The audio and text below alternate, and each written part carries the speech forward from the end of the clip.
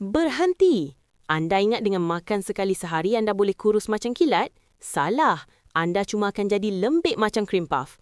Seorang ibu kepada 2 anak ini hanya makan 800 kalori sehari, tetapi lemah badannya melonjak naik sehingga 57%.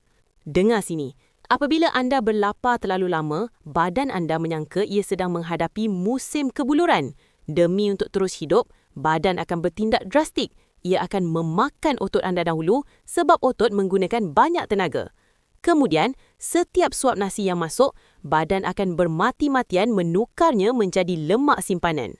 Akibatnya, berat di penimbang memang turun, tapi yang hilang itu hanyalah air dan otot. Peratusan lemak pula makin tinggi. Sebaik sahaja anda mula makan seperti biasa, badan akan membalas dendam dengan menaikkan berat 2 kali ganda lebih cepat. Inilah dia fenomena manusia puff. Luaran nampak kurus, tapi organ dalaman penuh dengan minyak. Macam mana nak selamatkan metabolisme? Jangan berlapar lagi. Setiap hidangan wajib ada semangkuk sayur, protein sebesar tapak tangan dan karbohidrat berkualiti seperti nasi perang atau kacang kuda. Bila badan rasa cukup makan, barulah ia berani membenarkan anda kurus. Nak kurus bukan pertandingan siapa makan paling sikit, tapi siapa makan paling betul. Malam ini, makanlah dengan sempurna.